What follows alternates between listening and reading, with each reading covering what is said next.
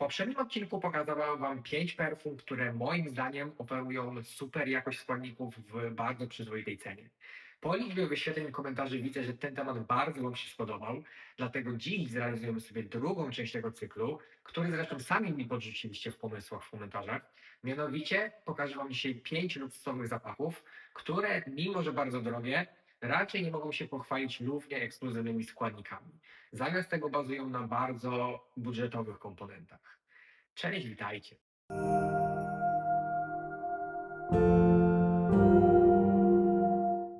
Zanim przejdziemy do przykładów, wytłumaczę Wam tylko jedną istotną rzecz. To, że perfumy, które tu dziś zobaczycie, są zbudowane na tanich składnikach, wcale nie oznacza z automatu, że mamy do czynienia ze słabymi perfumami. A nawet przeciwnie, część przykładów, które tu dziś zobaczycie, to perfumy, które swego czasu dosłownie podbiły rynek. A to dlatego, że nie jakość składników świadczy o finalnej jakości zapachu, a w większej mierze to, jak perfumiarz się tymi składnikami posłużył. Część efektów zapachowych możemy stworzyć naprawdę budżetowymi metodami. Ja dziś jednak nie będę oceniał tego, czy te perfumy są dobre, czy kompozycja zapachowa mi się podoba. Tak jak w poprzednim odcinku skupię się bardziej na składnikach użytych i ich wartości w odniesieniu do finalnej ceny zapachów. Ok? No to zaczynamy. Numer 1. Eccentric Molecules Molecule 01. To perfum, które swego czasu narobiły naprawdę sporo szumu w środowisku perfumowym, a to dlatego, że zaprezentowały zupełnie nowe podejście do tematu. Mianowicie zamiast tworzyć kompozycję zapachową, perfumiarz Geza Schuen zdecydował się oprzeć je wyłącznie na jednym składniku o dosyć tajemniczej jak na tamte czasy nazwie, mianowicie ISO i Super. Sęk w tym, że ten składnik nie był już nawet w tamtych latach szczególnie innowacyjny, bo ISO i Super wykorzystywano już wtedy naprawdę na potęgę. Często stanowiło ono nawet połowę składu wielu popularnych perfum w tamtych latach na rynku. Sęk w tym, że nie mówiono wtedy o tym jakoś głośno i oficjalnie. Zamiast tego perfumiarze posługiwali się na potęgę ISO i Super, czy też innymi składnikami o równie enigmatycznych dla zwykłego świetlnika nazwach, ale pozostawało to w cieniu. Zaś Eccentric Molecule zdecydowało się przedstawić to oficjalnie i ubrać w taką łatkę czegoś bardzo innowacyjnego, czegoś takiego przełomowego, tego cool. I doskonale im to wyszło, słuchajcie. Podczas gdy tak naprawdę ISO i Super jest naprawdę jednym z najbardziej podstawowych składników, na jakich pracują współcześni perfumiarze. I jest też jednym z bardzo tanich składników, ponieważ przy odpowiednio dużej skali zamówienia taki gram ISO i Super kosztuje dosłownie kilka groszy. I nawet jeśli sobie weźmiemy pod uwagę taką bardziej prestiżową wersję tego składnika, mianowicie ISO Gamma Super, które zostało użyte w tych konkretnych perfumach, wciąż wyprodukowanie 100 ml tego zapachu kosztuje na pewno mniej niż dolara, podczas gdy producent woła sobie za flakon 100 ml 115 funtów, czyli około 600 zł. Numer 2. Maison Francis Cook Dijon Baccarat Rouge 540. To chyba najbardziej rozpoznawalne perfumy niszowe w dzisiejszych czasach. W wielu recenzjach można usłyszeć, jak bardzo to one pachną jakościowo, drogo, ekskluzywnie. Cóż, być może rzeczywiście pachną drogo, ale wierzcie mi, że nie mają nic wspólnego z drogimi składnikami. Właściwie to nawet widzieliśmy już sobie skład tych perfum, pokazywałem wam go w jednym z poprzednich odcinków i teraz sobie do niego wrócimy. Widzimy tu, że lwią część tej kompozycji stanowi de facto 6 składników. A właściwie to 4, ponieważ DKG, którego jest tutaj najwięcej, to taki bezwonny oleisty nośnik, zaś parasol to jest taki absorbent UV. Pozostają nam więc 4 składniki. Ambrox, Higion, Veramos i etylomaltol. Z tych 4 najdroższy jest zdecydowanie Ambrox, który kosztuje około 2-3 zł przy odpowiednio dużym zamówieniu. Natomiast pozostała trójka kosztuje naprawdę grosze. I teraz w tej analizie jest ciekawa jeszcze jedna rzecz, ponieważ mamy tutaj porównanie dwóch próbek tych perfum. Ta z 2020 roku, jak widzicie, jest o wiele bardziej skomplikowana i część składników tutaj sugeruje, że producent użył też trochę naturalnych ekstraktów, na przykład jaśminu. Natomiast jeśli sobie weźmiemy próbkę z 2022 roku, to widać, że jest ona już o wiele prostsza.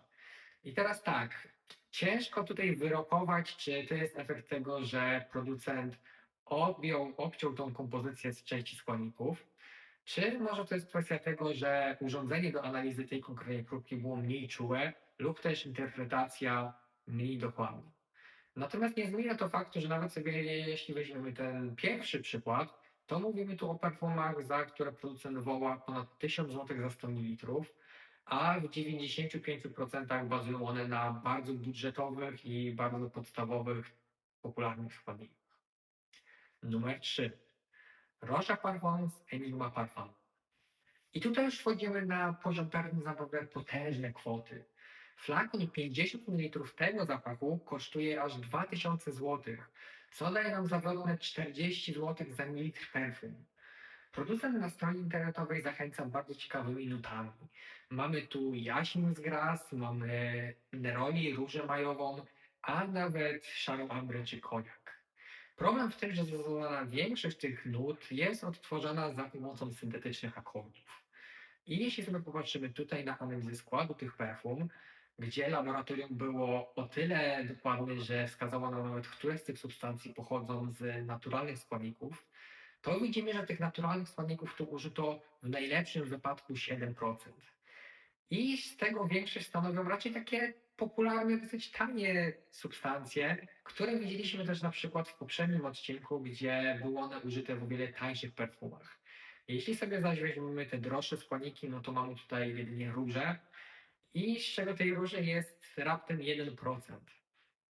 Producent nie pokusił się nawet o użycie odrobiny naturalnej wanilii czy ekstraktu z koniaku, które są bardzo drogie, ale jednocześnie na tyle wydajne, że nie trzeba było ich wcale dużo użyć, żeby rzeczywiście były wyczuwalne w kompozycji. I teraz, jeśli sobie zobaczymy, czego jest najwięcej, znanego nam już dobrze ISO i Super, mamy też isometylionon czy wanilinę i jej pochodne. Czyli wszystko to takie bardzo tanie, raczej bazowe, strasznie popularne składniki, które odnajdziemy w większości również tych takich najbardziej budżetowych perfum na rynku. Numer 4. Ladon. W tym przypadku skupię się nie na pojedynczych perfumach, ale na całym portfolio marki, ponieważ prezentuje ono bardzo podobny stosunek jakości użytych składników, a także cena tych perfum też jest zbliżona. Mówimy tu o poziomie około 1200 zł za 50 ml, co daje nam 24 zł za mililitr. I teraz tak, tego producenta wyjątkowo cenię za jedną rzecz, mianowicie transparentność. Nie tylko podają oni procentowo koncentrację swoich perfum, ale podają też procentowo, ile naturalnych składników wykorzystali w każdym zapachu. I uważam, że to jest naprawdę super. Gorzej to wygląda, jeśli zaczniemy sobie analizować te dane. Pomijam już fakt, że dla produktów opisywanych przez producenta jako ekstrakty widzimy koncentrację rzędu 15-16%. W jednym ze wcześniejszych odcinków już Wam tłumaczyłem, że nie ma to absolutnie przełożenia na trwałość czy projekcję, więc pomijmy ten aspekt. Ale mizernie to naprawdę wygląda, jeśli zobaczymy sobie na ilość użytych składników naturalnych. Widzimy, że tych tańszych, na przykład bergamota czy cedr, no jest całkiem sensowna ilość już wyrażona w procentach, ale jeśli weźmiemy sobie te droższe składniki, no to tutaj już widzimy wartości w promilach. Moim zdaniem o wiele za mało, żeby można było realnie poczuć te składniki w kompozycji zapachowej, o czym przekonałem się też na własnym nosie, jak testowałem tą markę, ponieważ czułem tam przede wszystkim takie popularne syntetyczne składniki jak Helion czy Galaxolite, takie popularne białe piżmo. I teraz oczywiście super, że producent użył w ogóle tych droższych składników w kompozycji, ale niestety wygląda to tak, jakby użył je po to, żeby móc się pochwalić tym w opisie, a nie żeby miały one jakieś wyraźne przełożenie na zapach. O wiele lepiej to wygląda w przypadku na przykład takiej marki jak Les Indemodables, która też podaje procentową ilość użytych naturalnych składników, ale jak sobie u nich zobaczymy, to te procenty są już o wiele wyższe, na tyle wyższe, że czuć te składniki w kompozycji, a cenowo Les Indemodables swoją drogą to jest bardzo podobna półka co Ladon. No to numer 5. Bajkierian Good Girl Gone Bad. W przypadku tej marki było zdecydowanie więcej kandydatów do tego odcinka. Ja jednak zdecydowałem się na ten konkretny, ponieważ bardzo uderzył mnie opis producenta, w którym podkreśla on, jak bardzo istotnym elementem do tej kompozycji były różne kwiatowe absoluty. Na przykład z jaśminu, z osmantusa, czy na przykład wręcz z tuberozy albo narcyza. I teraz tak, dla tych, którzy się nie orientują, wyjaśniam. Absolut w perfumerii to jest nazwa naturalnego ekstraktu, który otrzymujemy bardzo konkretną metodą. W przypadku kwiatowych absolutów mówimy tu o składnikach, które kosztują naprawdę zawrotne kwoty.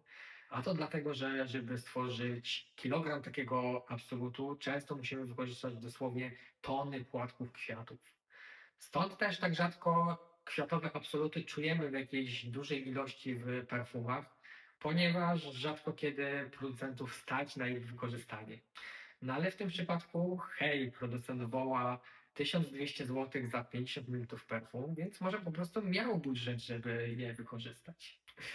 No i niestety, słuchajcie, nawet jeśli w ogóle ich użył, to w takiej ilości, że są one kompletnie niewykrywalne. Zamiast tego w tych perfumach dominują syntetyczne akordy kwiatowe, głównie bazujące na takich popularnych syntetykach jak na przykład Helion, Isometylionon czy Koran.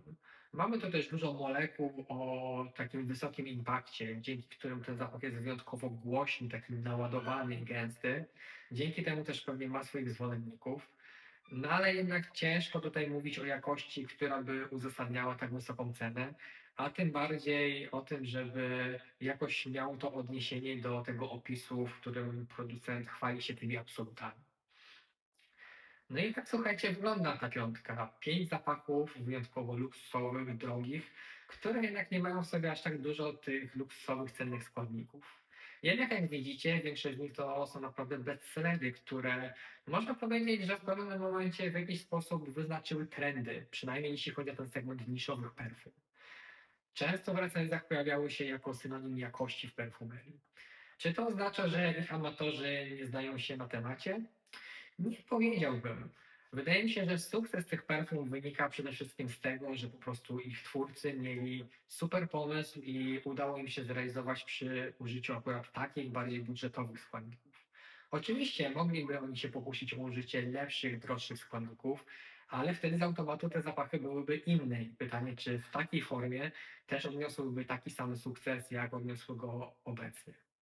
Dajcie mi proszę znać koniecznie w komentarzach, czy znacie wymienione tu perfumy, co o nich myślicie i czy kojarzycie jakieś inne perfumy, które kosztowały zawrotne pieniądze, a wcale nie wyczuliście w nich wysokiej jakości. Ja zaś wrócę do Was niedługo z kolejnymi perfumowymi tematami.